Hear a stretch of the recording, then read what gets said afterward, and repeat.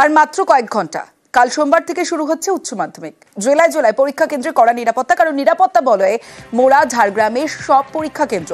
প্রতিটি পরীক্ষা কেন্দ্রে থাকছে মেটাল ডিটেক্টর। একাধিক নিয়ম জারি শিক্ষা পর্ষদে। সরাসরি চলে যাব, রাজু রয়েছে আমার সঙ্গে। রাজু আরো বিস্তারিত বলবে। রাজু,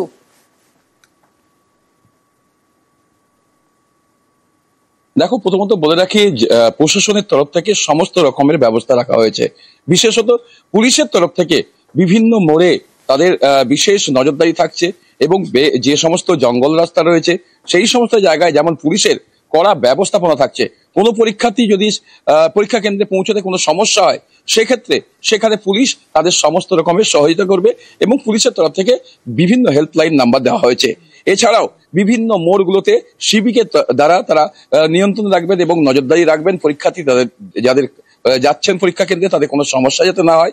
আর তার পাশাপাশি যদি দেখা হয় যে সমস্ত জঙ্গল এলাকা রয়েছে যেখানে হাতি বা বাঘের ভয় রয়েছে, সেই এলাকাগুলোতে বিশেষত বন দপ্তরের তরফ থেকে বিশেষ ব্যবস্থা থাকছে এবং বন দপ্তরের তরফ থেকে ঝাড়গ্রামের বনাঞ্চলেও বাড়তি সতর্কতা রয়েছে। যেমনটা রাজু আমাদের জানাচ্ছিল যে প্রশাসন সতর্ক রয়েছে, মোড়ে মোড়ে সিভিক ভলেন্টিয়ার থাকবে, পুলিশের পক্ষ থেকে সব রকম সহযোগিতা করার আশ্বাস দেওয়া হয়েছে এবং হেল্পলাইন নম্বর সেটাও চালু করা হয়েছে। অন্যদিকে বনাঞ্চলেও বাড়তি সতর্কতা। কি কি সতর্কতা নেওয়া হয়েছে? আমার সঙ্গে রাজু রয়েছে। রাজু, মাধ্যমিকের মতো উচ্চ মাধ্যমিকেও কি বন দপ্তর আলাদা সতর্ক? এবং বন আধিকারিকরা জঙ্গলের বিভিন্ন প্রান্তে এবং দেখো, একদমই মাধ্যমিকের মতোই বন দপ্তরের তরফ থেকে উচ্চ মাধ্যমিকে বিশেষ ব্যবস্থা নেওয়া হয়েছে।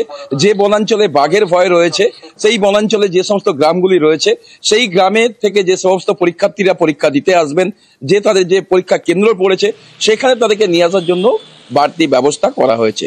গতবারে প্রশাসনের তরফ থেকে পাস করা হয়েছিল, এবারেও সেই জায়গাগুলোতে গাড়ি করা হচ্ছে। আর যে সমস্ত জায়গায় পরীক্ষার্থীরা নিজেরা আসবে সেখানেও বাড়তি ব্যবস্থাপনা করা হচ্ছে বন দপ্তরের তরফ থেকে।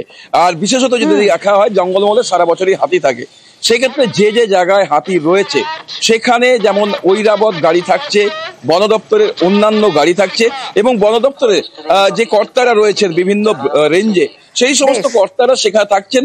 একটি গাড়িও মজুদ থাকছে সেখানে, ছাত্রছাত্রীদের যাতে কোনো সমস্যা না হয় তাদেরকে পরীক্ষা কেন্দ্রে পৌঁছাতে। বেশ।